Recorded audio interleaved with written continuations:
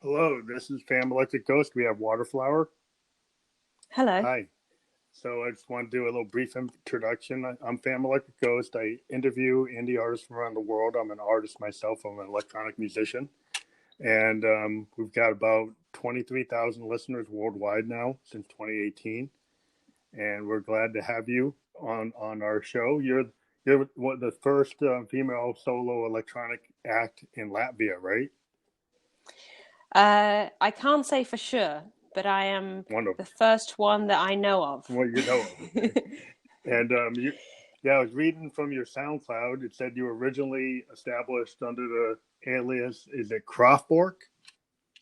That's right. And you've been doing a combination of audio visual performance art and experimental electronic music. And I've seen your videos on YouTube, and you have really interesting work. It kind of reminds me of like Peter Gabriel and Kate Bush, and Oh yeah. it has a lot. I'm a big. I'll kind of show my age. I'm like in my 50s, and I kind of grew up with like bands like Yes and Emerson, Lake and Palmer and Genesis, and I really appreciate the kind of experimental theatrical aspects you're doing. Kind of reminds me of what Peter Gabriel used to do, and yeah, I'm very much a big fan of that type of music. So I'm drawn to what you're doing. Thank you. I'm into that kind of music as well. Yeah, No good stuff. surprise, I think. Yeah, because you're doing field recordings, kind of like Yes did on Close to the Edge. You're doing like raw sound, like ambient noise, and sampled like running water, glass beads, gardening tools. That's kind of very progressive, very experimental, which is something I'm very much into myself. But yeah, it's like a lot of people today.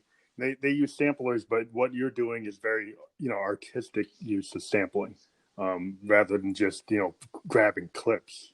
It's kind of like a deeper. I Yeah, think. thank you. Actually, that came from when I first started out. I had a computer microphone that, just plugged into the mic jack on a home computer at my parents' place. And for some reason, I decided that I wanted to experiment with recording sound, and I'd been doing that for a little while. But I wanted to make music, but for some reason I decided that every sound I use should be recorded myself. Mhm. I don't know where that came from, but that was a very important rule, I think, to Yeah, beginning to create the music I make. I think if you go back to the 50s and the first electronic musicians that were doing their very big experimental stuff back in the 50s in New York, when like R.A. Moog had the first big modular synths, and it didn't even have keyboards. They had like analog sequencers, and the first electronic musicians were kind of against using keyboards. They were doing field recordings, they were doing tape loops, they were doing a lot of like studio tricks like George Martin from the Beatles. They were doing a lot of stuff like that. That in like the field recordings was a big part of it. Breaking a glass and capturing it and put it on a tape loop and running it backwards and running it forwards, and that's just it's part of that initial type of electronic music. Well, I think if you can learn to work with noise and non-musical sounds, it's very easy to transition to actual musical sounds afterwards. Yeah, I think it's really interesting. I'm a big modular guy. I'm using white, pink noise, blue noise off of my Moogs and trying to turn them into percussive sounds, or actually leaving them to create water or create wind. And it's just something that you play with your analog instruments and you come up with all kinds of things. But that you can grab with a field recording, or you try to replicate with your analog synth. But yeah, I was looking at your whole professional career. Like, you got 11-year professional art education that you've been using to create this really interesting hybrid of like electronica, hyperpop, noise, ambient sound, experimental music. So yeah, I never really knew about you until I found your Instagram, and I think yeah, you might have, liked one of my songs or something, but then I kind of liked you back, and I started looking at your material, and then I asked you to come on the show. So here we are. Yeah, thank you. I'm finding that I've been starting to explore certain hashtags on Instagram, including the hashtag electronic music, and I think that's how I found you. Oh, cool. Yeah, It's so simple, but it actually works. I found so many interesting artists by just looking at these less popular hashtags that are actually really relevant and interesting to me. that's how I find all my guests for the last 3 years.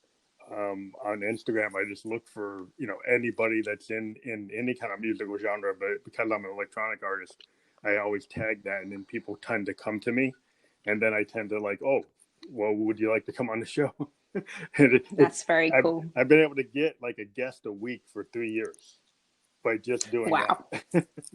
No agents, no anything. I just do it myself, and so it shows that you don't have to pay somebody to do that if you're creative. But it's interesting. Yeah. So about the art education. So that's an interesting one. You see, I never thought that I'd be doing music. Oh. Well, actually, that's not totally true. When I was a kid, I was playing violin, and there were like school musicals where I was in the main role. I was singing Annie and stuff like that. Oh, that's good. But after that, it was just my whole world was visual arts. I was really into art school. But the thing is that when I started to go to art school, that's the first time when I actually tried to create music. So all the while, whilst I was, I wanted to become an animator, but to do that, I had to study classical painting and classical drawing. And I went through all of that, but all the while, secretly, I was making music. It sounds kind of like Andy Warhol in the Velvet Underground. It was like a kind of, like if you go back to what Warhol used to do with Lou Reed, it was like a collision between music and visual art. Yeah, I really like the stuff of that era. Yeah, that always drove me, and I always try to mix like visuals. I'm not a pure visual artist, or like I wasn't trained to do that. I'm more of a musician, but I always try. I think all artists try to bring in theater and art and the other disciplines within being an artist. It's all part of the same thing, because every musician ends up using some visual cues or theatrical cues in their work. Definitely, you kind of have to, but how deep you dive into it. Yeah, but that's interesting that you were able to kind of, because your theatrical or your art project were driving you to probably include music in your work. You just felt like you needed to have some of your own work, or you picked other people's work. How did you initially start? With art or music? Well, they're integrating the music. And you talked about you were doing the visual, then you started integrating music. Was it your own music that you were integrating into it, or music that you selected or worked with? How did you start to do that? Right. So I was making my own music while I was in art school. Oh. Okay. But it was secret. So you weren't actually taking the rigor of an actual that wasn't your primary. You were kind of doing it as like a hobbyist, or like what you wanted to do for yourself. You weren't like taking classes, or were you? Well, I tried to take some.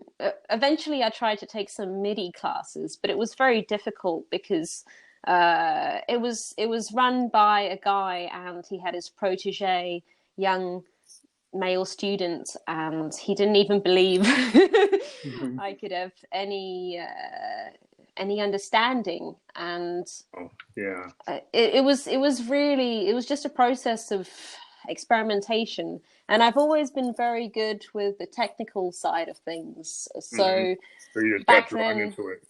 Yeah, back then I think I downloaded a random MIDI program, and also I used Cubase 4 and Audacity, and just with those. But the MIDI program, it was sheet music based, because at that point I could only read and write in sheet music because of my earlier violin studies. That's a good So place to start, though. That's a good place, because some artists they can't do it. Well, you know, I coming from like a blues tradition. A lot of us, you know, we kind of just know how to play, and the sheet music came later. But yeah, it's always good to have that bass tool, because then you can do even more things as a composer. yeah, and I put my music on online on a Latvian Facebook type site that was very popular back then, and they had a music part of that website, and it was pretty new platform, and I just put on one song, and people were commenting, asking, "Can we have more?" And I was like, "What?" Well, And that's yeah. there was a kind of a follow up after that. Like people were begging me to play live for years after. Wow. So do you, I've talked to a lot of female musicians. So have you run into a lot of like sexism or like resistance to actually have like male like artists don't want to work with female artists, or they don't think you can do it? Have you run into that? Like people putting up a ceiling? I think it's been most difficult with sound engineers at live shows, actually.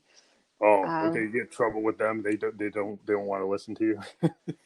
well, yeah, it took me years to work out how to do it properly. So now I have all my equipment, almost all my equipment already plugged in a hard case. So I just open it up and they Oh, yeah. realize that They they know what you're doing.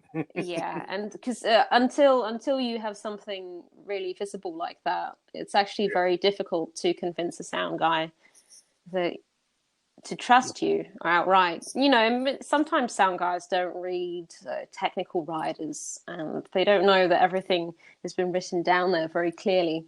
And they just come and go like, "So what do you need?" And I take a deep breath, and I start to say everything I need, and they're like, they Uh, just don't trust it yeah. sometimes, Well, at yeah. least in the Some of past. yeah. I mean, I've run into that because I have all these analog synths, and I come into a show, Right. and I got my own I have my own boards. You know, before I give it to them, like I have my own mixers and stuff, and I'm using a Yeah. lot of performance mixers, and I have certain things I want to do because I'm an experimental artist, and so it's not going to be what a rock band or a metal band's going to do, Yeah. and so the range is so wide on what I do that I kind of have to control it myself, because the guys will kind of wreck my mix. So I Yep. totally understand what you're talking about, but Yeah. I run into it myself, but yeah, that's it's cool that I see more and more the people I interview are female artists. Like this seems to be the age of women artists. They're producing themselves. They're writing their own music. They have their own vision, and they're directing their careers. So maybe you want to talk about that. Do you feel more empowered now? Do you feel like you have other people who are working in the industry that you look up to, that you are actually influenced by? Yeah, I would say that the biggest difference between women making electronic music and men making electronic music is that the community is not as easily accessible. So if you just have something on your mind that you want to ask somebody, if you would ask a male musician, the answer might not be as straightforward as it would be asking another woman. Mm-hmm. So what you're left is really to look up to various, well, I guess role models, and Mm-hmm. just work it out yourself. So I'm a big fan of, well, actually, I'm a big fan of Brian Eno. Oh yeah, yeah. I was talking about him last night with the last guest I was talking to. We were talking about Bowie and his German period, and we're like low, and we were talking. I kind of followed him from his work with U2 and Dylan and everybody else he's worked with. But yeah, I just love the way he would come in to it. He'd work with an artist and he really changed them, but they didn't feel like some of these modern producers. He's just like slapping his style on top of them, because he would like work with a Dylan and change Dylan. for that album, Dylan doesn't sound like any other Dylan album, or U2's album Unforgettable Fire doesn't sound like any other U2 album. I was always very intrigued by how he would do that. And it was just very interesting. Yeah, actually, because like he came into music from a visual arts background as well. Yeah, I think that's why Bowie probably liked him, because Bowie's more theatrical in the first place. And actually, during this quarantine COVID period, I have taken to draw a oblique strategy every day and put it on my Instagram stories. And I've noticed some of the people following are also getting inspired by one of Vino's oblique strategies each day, and I kind of try to follow it at the moment. That's really well. I've always been drawn to, like, artists that are experimental, like Sun Ra from a jazz perspective. Yeah. I dive deep into like a lot of their stuff. Like Space is the Place. And, that's probably one of my favorite albums ever from a jazz band. Not a lot of jazz people actually know who they are. I mean, people are starting to realize who they were. Jazz and Silhouette was one of the best bebop albums like ever, but nobody really knew about it. But it's just like everywhere. I mean, I was listening to because of this whole quarantine thing, I started listening to Zappa, like Frank Zappa and the Mothers of Invention. And, I always loved Parliament Funkadelic. But Zappa kind of took it with this orchestration he used to do. And he would have like very interesting scale usage and different ways of directing, people who played, all these orchestral instruments. And he actually could write the music. For a rocker, that's very rare. And just I watched a documentary on him, and it was just amazing. The level of detail that he was into. But then when he played his solos, he never played them the same. Even though he could write things down, when he played, he never played like anything straight. He would always change it, like a free jazz guy. And I always found that very interesting. Yep, there's definitely some Sun Ra in the other room next to the record player. But so you started getting into music because your focus wasn't initially music, but you said you were trained on classical instruments like violins. You had said that. Yeah. I. At what age did you start that? 6. Wow. How long did you stay with that? Not very long, actually. It was 4 years. I did grade 4 of violin, so I stopped when I was 10, I guess. Did you switch to a different instrument, or you got different interests? I moved country. My parents moved country. So I went to school in England, which is why I have this accent.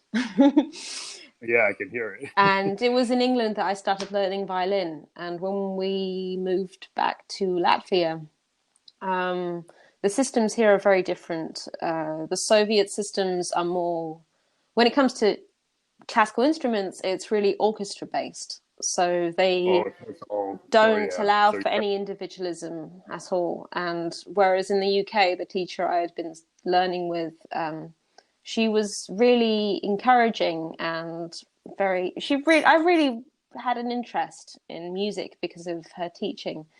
And I tried to get in a music school here, and they were just, it was horrible. They were like, you're holding your hand wrong on the bow. Like, how will this look in an orchestra? That if, everyone's moving the same way and you're moving differently, that won't do. Start with the most basic scales, and you can only get into music school when you are holding your hand correctly while doing the most basic scales. And I did that for a year, and it was, Yeah, it's very limiting. I mean, that's not the way to encourage people to be, creative. Oh, well, welcome to a post-Soviet country. Things are a bit different here. Well, I've heard horror stories in our conservatories. Tori Amos was famous, but she kind of dropped out of her conservatory because they caught her doing rock music and they told her that was like a no-go. So I mean, we do get some of that at Berkeley and some of the places around here. They're more wide open, but there is still this kind of feeling that, oh, if you're trying to do pop music, that's not real. That's not really disciplined. Well, And to be fair, in art school, because I was studying in a classical art school, there was that kind of thing towards art. So I can understand that if you are studying something with a classical background, there could be that holdback, but it shouldn't be forever, you know. yeah, I agree with that. So when you decided you had a talent for music, you started writing your own music. Is that later when you started to do your art projects, or were you continuing to do music after you had the kind of bad experience with the violin coming back to Latvia? Did you continue music, or did you just focus on doing your art? I didn't even know I wanted to do visual arts at that point. Um, Hmm. but that's then I went to an international school out here actually first because uh, it was either go to grade 4 in a Latvian school or go to grade 6 in an international school because they wanted to take me a grade back in Latvia as well.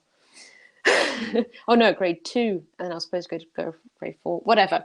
Anyway, so it was Yeah. in the international school where they had these musical productions where I don't know, just I got into the auditions and I got these main roles, and uh, it was encouraging for sure. It felt like, I don't know, it was just nice to do well at something, and I've always loved singing, and Hmm.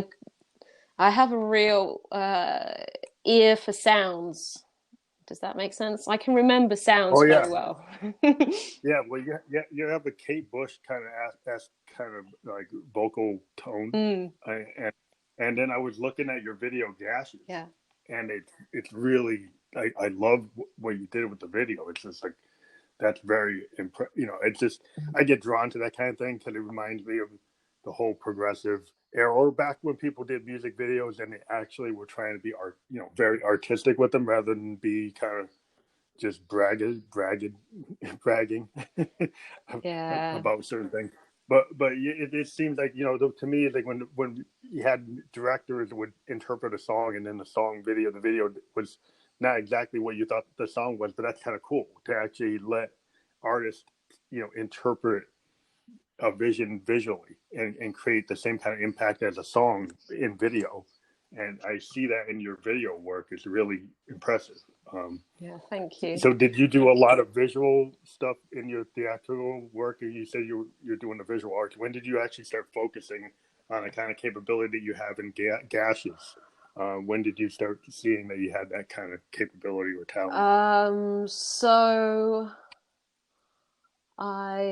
I was a bit crazy around ninth grade. I don't know what happened, but I decided to do 11 after school classes a week, somewhere like every 2 weeks.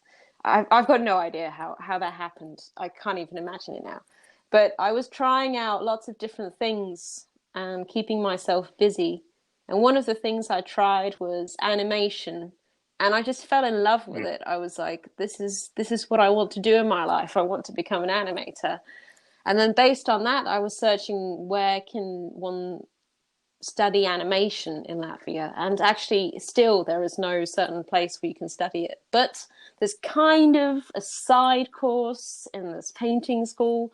So that's why I went there. And by the end of it, by the end of the painting school, and when I actually made my diploma work, which was a 4-minute pencil drawn animation, but obviously digitally put together, then I realized that most of the people at the painting school aren't very tech savvy. They don't have this video aspect. And I'm all into Mm-hmm. animation, but also love photography. And so that kind of led off to video. And then later in the Art Academy, I did my bachelor and master in visual communication, which is a lot of multimedia design stuff. So yeah, and at that point, I guess I also realized that I can do multimedia design, and I've been making music in my bedroom for ages.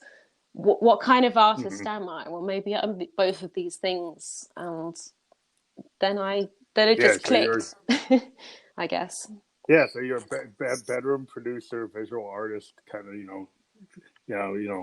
they would call I don't know what they say is like you cross genre because everybody today, a lot of people are mixing genres. When they're doing really good work, and I've seen some of the indie artists I've talked to, or the alternative artists, people who are not in the mainstream. They've been very deep into crossing between audio, visual, and theatrical, and I see that in your work a lot. It's very impressive, what you're able to do, and the fact that you didn't have a lot of places to go to, a lot of resources. So you're kind of counting on yourself and your own influences. Yeah. Or did you find some mentors when you went to school? Oh, not really. Yeah. So in terms of animation, because my daughter is very into a lot of animation. We actually were in Japan for a couple of years, and she was very influenced by Tezuka and Disney and Warner Brothers, like the old cartoons. So in terms of animation, can you kind of speak to maybe some of your influences in terms of people could kind of point to? Well, there's animation and me has its own story. After I finished that pencil drawn animation short that I was speaking about, I was basically hung up on animation. It's a crazy amount of work, and I did that in half a year, and I didn't want to do it again for quite a while. So, but then before then, I had gone to a animation studio out here that was looking for interns. So while I was still at school, and I started to do stuff there, and I met the people there, and I got to know them, and it was quite interesting that a couple of years ago, I heard that one of the directors there were working on a new animation film, and they were hoping that I would be free, but they hadn't contacted me because they thought I was doing music. and I contacted the director, and she was so happy to see me, and I actually got to work on her animation film for 3 years. And yeah, and actually her animation films were very important to me as a little child because so she's 77 now, I think, and wow. They call her like the grandmother of animation film. And most of her animation films are, you can't really call them musicals, but it's about half music and half dialogue, and they're always a little bit fairy tale, a little bit yeah, they're not your standard animation films for sure. And wow, that's a cool place to have an influence like that, because it's very kind of niche, where it's like not everybody would have access to that. So that gives you a little bit of an upper hand sometimes to come from a place like that. Yeah, for sure. It's different coming from a small country. In some ways, it's a lot easier to do big things, but at the same time, when you do a big thing, it's not as big. Yeah, you can't get. It's like being in New Hampshire compared to being in New York City. Yep. I live in New Hampshire, and like if I have to play a gig, I have to go to New York. I'm an electronic musician. Everybody around here just plays folk music, so you can't find any peers in what I do, or they're all in New York. Right. So like you're not like, I'm still in the U.S. I can get there, but it's like where I live, I can't get. Nobody's doing what I do. I see. Yep. Yeah, so I get it. I get how that works, but that's interesting, because that gives you like that. Some people always put a hand behind my back. It's like restricting me, but it also gives you, like that gives you like an advantage, because then people are saying, well, what kind of style is this? They have never seen it, or it gives you like a way to introduce yourself, because you're not doing everything that everybody else is doing. And I think that's really, kind of core to get, like in the industry today, you kind of don't want to be cookie cutter. You want to get out there, but you want to have something that's unique, and will kind of make your mark. I must admit, though, in some ways, it's interesting. Like out here, there's a very, very tiny community of female producers, I guess. Female producers, songwriters, which are making mostly electronic music. I think there are about, I don't know, 6 of us now, and it's been interesting watching them appear over the years.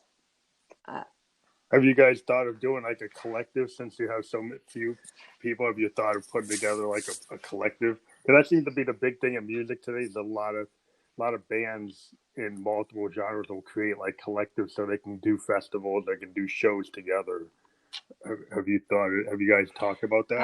I have not tried to do a collective, but I have tried to create collaborative projects with these other artists. Okay. And whilst some worked for a while, none has really kicked off, and I'm just happy to keep the friendship open. Yeah, well, sometimes you got to have the chemistry to have a collective. It's kind of like a band. Like a collective can be kind of like a band, and people got to have kind of like-minded, or be able to kind of work together at a certain level. And if you don't have enough, people in a space to be able to figure out like who's going to work in that collective, who won't, then you might not be able to kind of kick it off. But... Yeah, and also Latvia is very much like a North European country in the way that people keep to themselves, and more independent. I don't know if you've heard jokes about Finland, but they say the same thing out here. Like, for example, on a bus, if people sit in a seat, then the seat next to them stays empty, and when everyone's sat in one of those double seats, then it counts as full.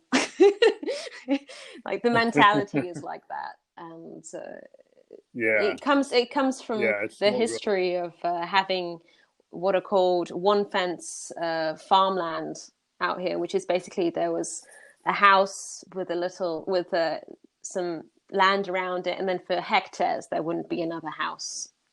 So it's fairly wide open, kind of like the Midwest, because that wide open. Like where I live, it's kind of wide open, but not to that level. It's more like you got to go out to the Kansas and places like that. They have that kind of spread out. Because the Northeast used to be a little more spread out, but now it's not. Well, there's the nature is actually still so wild out here, and most of the population live in the capital city. So there are so many of these old abandoned houses out in the countryside. Oh, so the area you are, Riga, is like very countryside? No, Riga itself is definitely a city. It holds. I think. City, yeah. Oh, I can't do the math off the top of my head, but basically most of definitely, I think like 3/4 of Latvia's population is in the capital city. So. But the outskirts are more like farmland? Yeah, farmlands, forests, lots of forests. Yeah, and there is farmland also, but there's lots of... I think the country's biggest export is actually wood, so... Wood? Yeah, well, like my state's got a lot of forestry as well. In New Hampshire, but so you talked about like you use computers. You did your first field recordings on a computer. You were talking about Cubase, so that's your DAW. Is that the DAW you still use, the digital audio workstation? No, I ended up. I tried different things over the years, and I was working on a collaborative project 5 years ago, I think, and they suggested that they wanted to use Ableton. So I started using Ableton as well. And that's what I've settled on for now. I mean, I still like editing some things in Audacity because there's no grid. You can cut and slice and glitch things really nicely. And I like that there's the visual interface. So I can always manipulate the waveform whilst being able to see its visual sound levels. And then I take that into... Ableton, but yeah, Ableton. So do you use any hardware since, or it's all? I do use hardware. but there are like a bit experimental things like my plant synthesizers, which are it's a bareboard synthesizer, which is actually no longer in production, called the Autoto, and it's got Well, that's cool. quite a noisy built-in synthesizer with, I think, I don't know the exact number. I've never worked it out. I just know how many times to click up and click down. But it's got maybe like 30 different sounds on it, and it's very, very weird and glitchy. And then I have a Yamaha QY70, but you know, that's still MIDI based. And and yeah, loop station. I think most of my sounds nowadays are still both recorded on the computer and then transferred onto these instruments. I have a micro sampler, a Korg micro sampler as well, which I like to put custom samples in.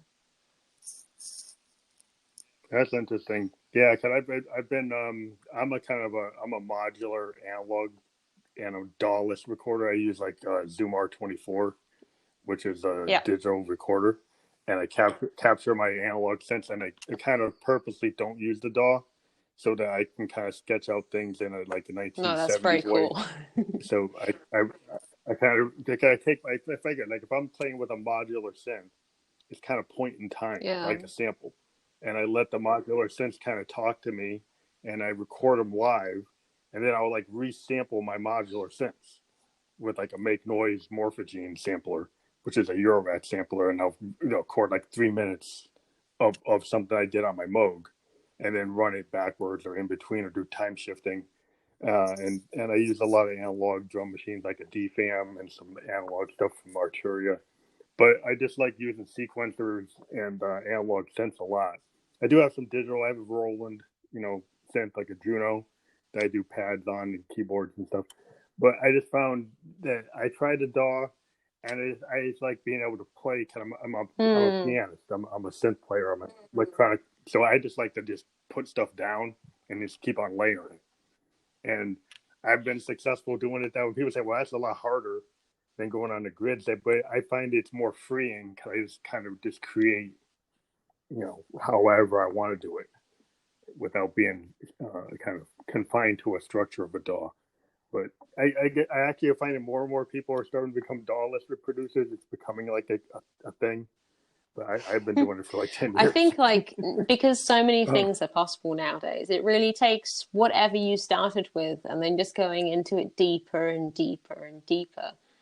So yeah, everybody has their own. Yeah, I mean, I can see. I mean, I've used the DAW before. I've used Ableton, but I just my own personal choice is to use different techniques. With samplers and sequencers and live stuff, but yeah, everybody approaches everything from a different way. And, a lot of music today, everybody uses the Pro Tools or Ableton. And it's just like, that's just the nature of the business. But I just like the feel of more like free jazz. And I find that I can't really get that sound if I use those things. But yeah, I do like the clarity of having, like over 100 layers on Ableton and being able to group it and turn stuff on and off. Yeah. I mean, I can turn stuff on and off within my 24-track recorder, but it's just a different way of doing it. You can mute and unmute. It's just it's more kind of like you're kind of running a little blind, and what I find in music sometimes if you put a constraint. It's like Jack White, like you can say famously, he used like a plastic cheap guitar just to force himself to have a constraint. They didn't have the best guitar, but it forced him to play a different way. And sometimes like you kind of as artists will put constraints on ourselves to try to force us to change, or not force us, but make us play a different way. In that way, I think that's where my art education comes into play, because the bachelor and master studies were in visual communication, which is also including conceptual art, which takes like time and space in mind. A lot of the work I was creating in my bachelor year, and it was encouraged to do it that way. It was very minimal and very concept based. So the mental Mm-hmm. constraints, and I Yeah. just are always there, and I just kind of once they showed you how to do it, I got the hang of it, and I found it like so fun. Like, Mm-hmm. Yeah. I just find it. Yeah, it's very fun. I think it's just. Yeah, I think they approach things from different ways and different. You know, that's why I like to talk to artists from all over the world, because every time I talk to you to artists through the smartphone, I get different ideas, different ways of thinking, or different. I hear other people's approaches, and you know, as a musician, that's how you grow. You know, you talk to other musicians and you find out, oh, this is what they're doing, this is how they're doing that, and they could take it or you leave it, or you get inspired by it or you don't. But it's just, I think it's good, even though we're in that isolation, we oh, can still it's do this. in some You ways know, the we can. distances have become shorter because everyone's on the same level. Yeah, I mean, I would have never thought 3 years ago I could talk to an artist in Israel or Tokyo or Latvia or Australia. And, you know, I've talked to it last week. I talked to a band in Australia. I talked to an artist in Denmark, and I'm in New Hampshire. Yeah. and it's just, you know, that to me is like, that's the real, you know, benefit of our electronic age, you know, that we, and I've actually collaborated with bands with never even meeting them, just actually exchanging files on Google Drive and popping them into my studio, and they popped them into FL Studio or Pro Tools, and we had Skype sessions, and we never met, and we did albums together. I mean, I've done 3 albums like that with artists from all over the place, and it's just, you know, people were like, well, I can't get to the studio, so I can't do anything. But that's not exactly true. I mean, there's a lot of people that you can actually work with if you're willing to, like, maybe have a lower fi mix. But sometimes that's not bad. It's not bad to have not to have the perfect mix. If you actually do something that has beauty to it, it doesn't have to To be be fair, I kind antiseptic. of believe that you can record stuff with anything. It's all like how you mix it. So, Yeah, you know, yeah, because you can make anything sound good so long as it sits in the mix. yeah. I mean, you can take a Casio, you could take a block of wood on a field recorder. You don't have to have like a Hammond B3 or a Yamaha DX7, or a great, Wurlitzer or something.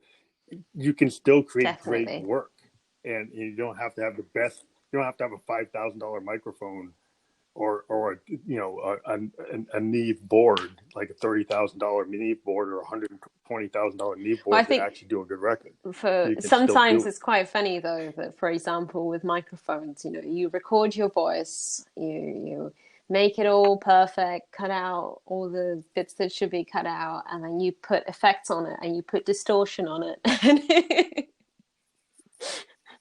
Yeah, yeah. You got like a $5,000 mic, and then you kind of muddy it up. It's like, why did you use what you could have used like I mean, a hundred there is dollar mic for actually that? one. I have a friend that I'm working with who he's producing a track of mine at the moment, and I just thought I worked with him on my last EP, and it's very interesting working with him because he's exactly the kind of person who wants every raw material to be as perfect as possible, and it and in the Okay. end we do exactly what I was saying. Like we make it, put effects on after. And to be fair, I really like the result of working with him, but it was so long. Mhm. I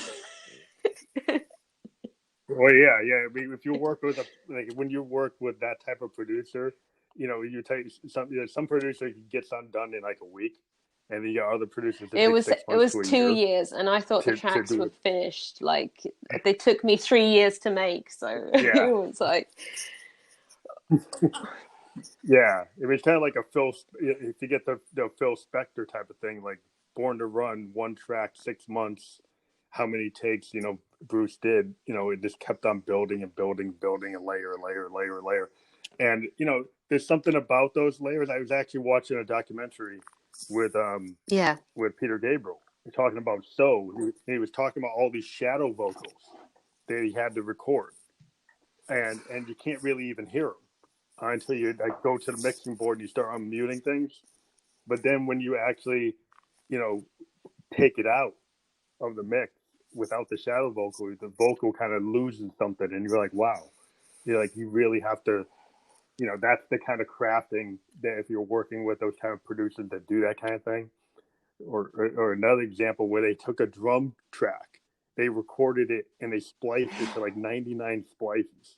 And then they took the splices and they mixed them all together. They kind of randomly threw them together and then it created a whole different track. And it's like a total producer type of thing. Yeah, really I have lots of shadow vocals coming up. Not usually, but this producer wanted to do it with the track that we're currently working on, and we've been working on this track since September. But at the same time, in parallel, I actually, at a different recording studio where the guy doesn't really produce, he just records very nicely. I recorded a full studio album, which is set to come out. I decided that it will come out on the 29th of September because I still have a lot of things to do. And in this situation, it means that I'm going to film a music video at home and do animation in the back of it. I built a green screen at home, bought some fabric, sewed it together, made a stand. Cool. Oh, awesome. Well, you're still pushing. That's one of the questions you've been asking. Is because of coronavirus, are you changing some of your strategies or what you were going to do? And it sounds like, yeah, you are. You're actually, working, some of the stuff at home that maybe you couldn't go out to do. Yeah. So other things like that you're doing? Despite the fact that I am a visual artist as well, I've liked working with other photographers recently, and I don't really have the opportunity to do that now for my album cover. So I set up at home. I had my partner, help frame it and do the actual clicking. And the album cover is happening. I'm painting the painting that's going to be in the background of the photograph I've taken of myself, and but musically it's been quite different actually. As soon as it started, I created a new track and I fixed another one. I really liked the sound of it, but since then I kind of stopped. It's almost as if I really need to have my music taken outside and to reflect on that and then come back, which is why I now decided that live stream shows are a thing. And I've been doing Twitch a lot. I actually found Twitch is actually a little better than Facebook. This coming Wednesday, I'm doing a live stream show. It's going to be simultaneously put onto my YouTube channel, onto my Twitch, and also to my Facebook. Oh, you're using one of those servers? I was looking into that. They can do like hit multiple at the same time. Yeah, I was thinking about using one of those. I hadn't bit the bullet yet, but I'm thinking about it. So gonna do that. Using the green screen as well, so all my video art at the background. I see more and more bands are doing that. I actually was thinking there was like this cancer broadcast that's being done to support like cancer survivors or people who are going through cancer. There's this one Instagram star that's actually doing these live shows like every day, like all day. But what they're doing is they're having all these people sign up and play from their bedroom, and then the donations are going to this cancer thing. because it's hard for the cancer patients to kind of get what the services they have to do, because the corona patients are kind of like taking up all the space. And so there's still active cancer patients that have to get chemo and radiation. I'm a cancer survivor myself, so I'm like, oh yeah, I should do that. So yeah, I'm working that out, and I've been doing bedroom performances for years before anybody was like making that a big thing. That's kind of what I do.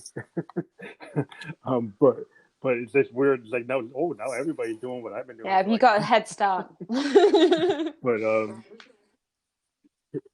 yeah, it's my whole studio is like set up to do it, and I've been doing it for years. And I just I kind of use my live performances sometimes to inform. I'll go back at 2 hours or an hour worth of performance, and I kind of go crazy, and I do these long jams, and go back and find the song in the jam, and then I kind of use that to inspire me. By playing live, it forces me to go and do improvisation, and then I go back and I pull the melodies, or I pull the things out. I was like, that could be a song, and then I end up spending like the whole week pulling things out of my live performance to then further develop into songs. I play a lot of live shows usually, and I tour a lot. So for the past 4 or 5 years, I've been playing an average of 30 shows a year as Waterflower, and then other shows as part of other projects too. So and then during this time, I realized that every first rehearsal for a show, instead of rehearsing my material, I always come up with a new song.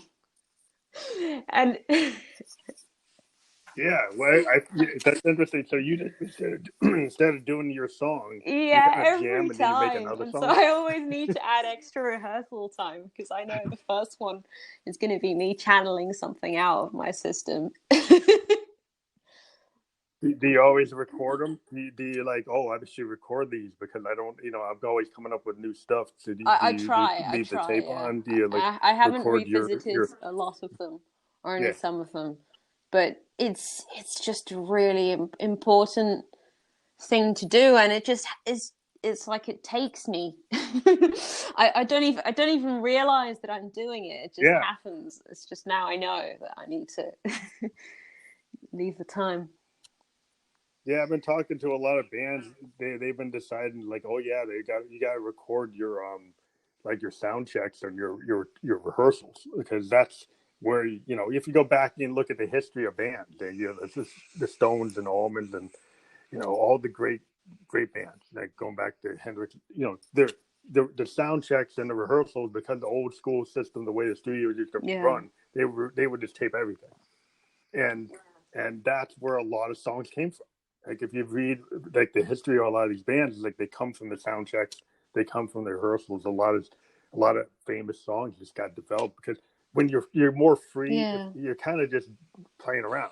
But that's when you're kind of as a musician, when you're doing that, sometimes like you that's when these gems come out, and you never know when they're going to come out. It's like if you sit down and say, I'm going to write a song.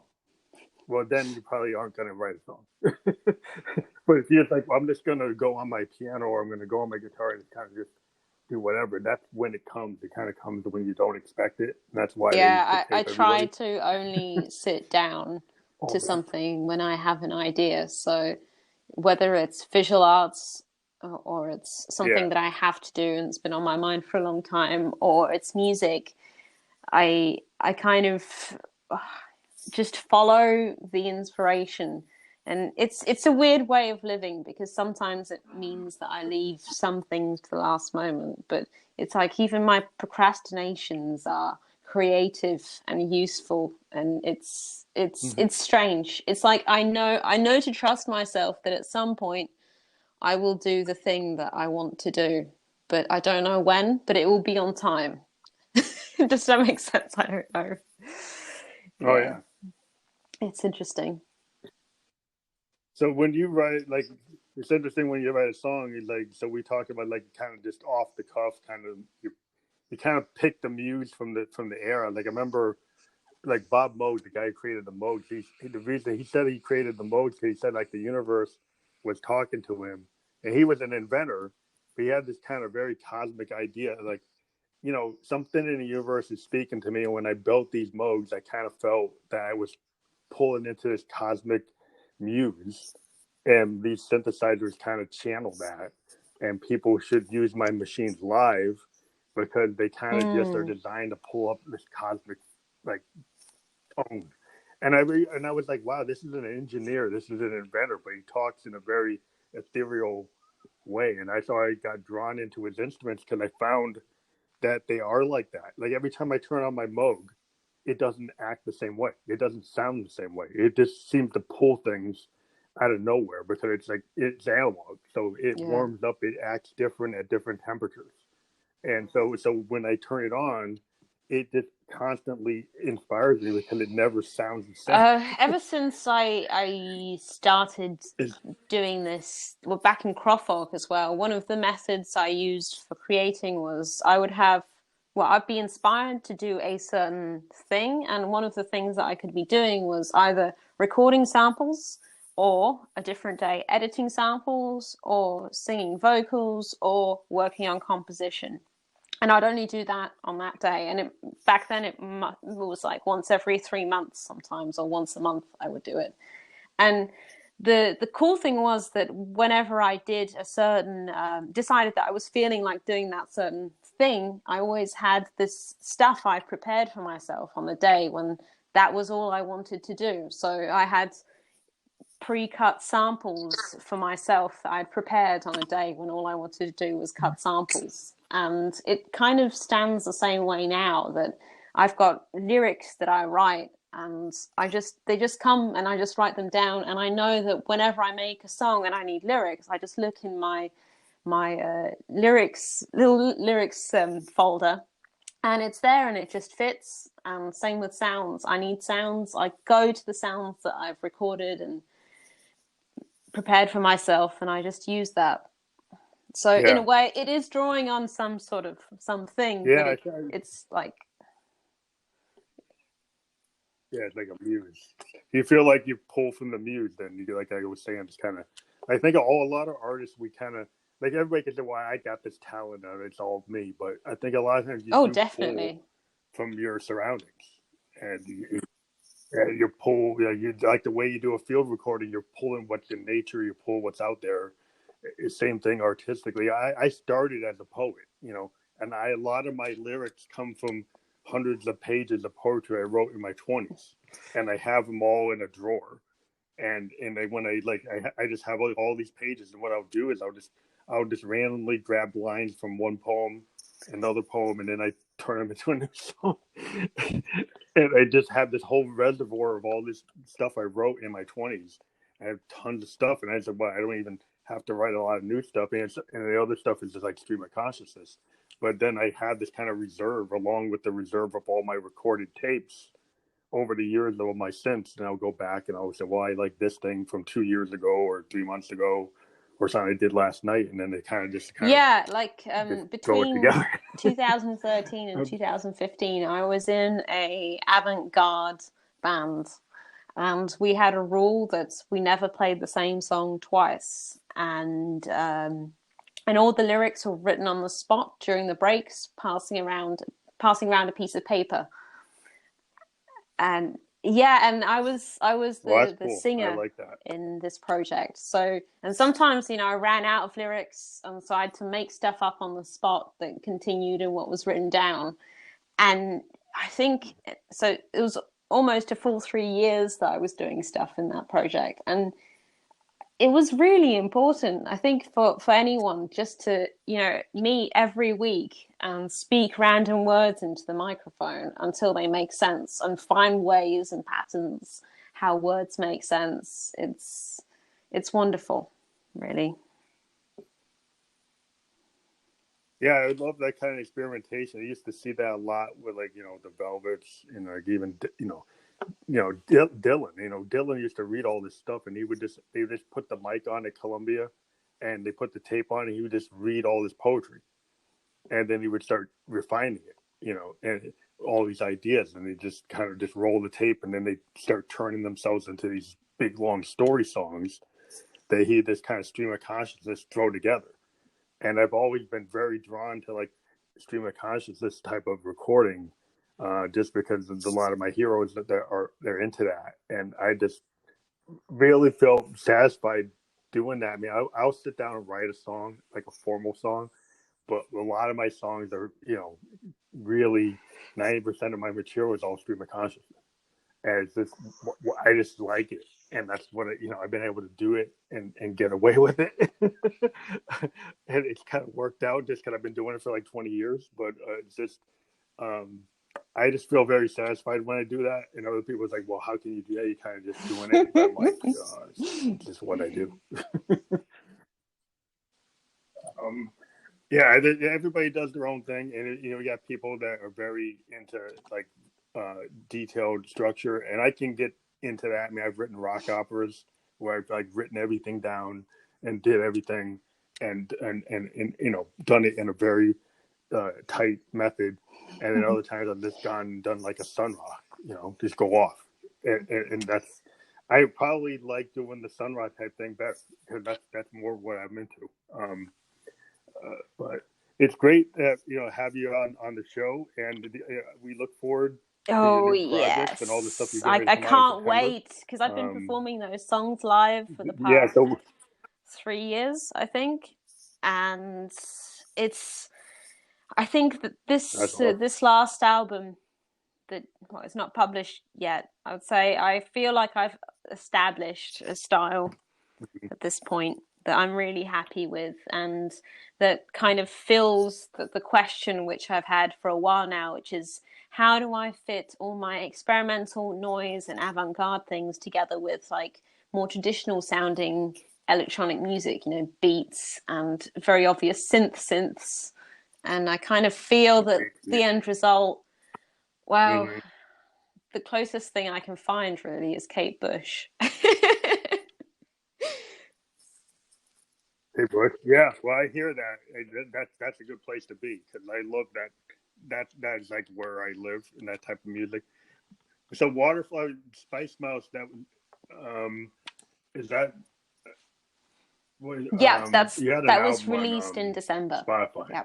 From 2019. Yeah, so that was your last one. No, not yet. It's still untitled. I don't know what to call it. I think when I finish the cover image, then I'll have a better idea. But I'm feeling like I would like the title to somehow imply that the album is not set in a specific time. That it's kind of, it could be the past, it could be the future, it could be right now. Well, that sounds cool. Well, I'm looking forward to that. And like we always invite every artist we've talked to. We've talked to a lot of artists 2-3 times, 4 times sometimes. So when this project is ready to come out and you want to actually premiere it, great. You can come on the show and we could talk about it. If you're up to it. Yeah. So are you planning on it once everything opens up? Are you gonna do this more like? Definitely. I'm going to play shows outside because I mentioned that I was touring Europe a lot, and I was touring in general, but it was Europe. It was within Europe, and I just, cool. Latvia is too small of a place for you to play a show more often than every couple of months. It's just, I mean, I've got no necessity to tire my audience in that way. And when you go to other places and play, it means you can play a string of shows for 2 weeks or more, and it feels great. And I have some shows in Germany, which I don't know if they're going to happen. Probably not in July, and then after that, I have a show in Paris, in France, in September.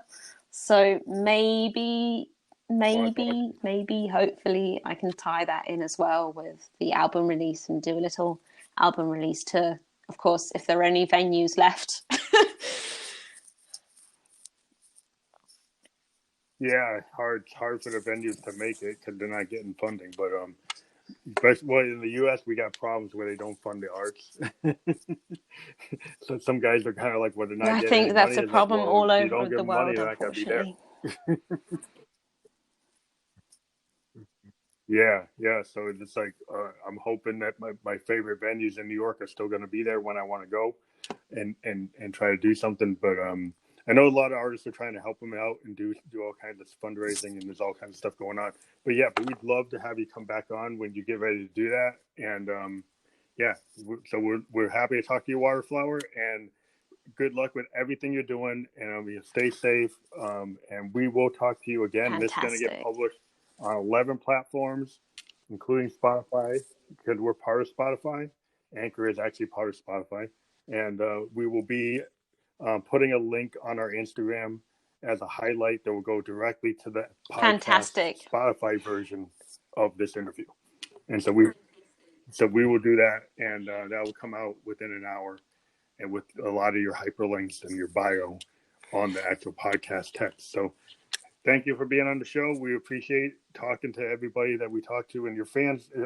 Please check out her YouTube videos, which are phenomenal. Waterflower, you're an awesome visual artist, and I think more people need to know about you. So we're going to try to spread the word. Thank you. It's been a pleasure. Have a great rest so of your happy weekend. to be here. Hope to speak again then. And thank you very much. Yep.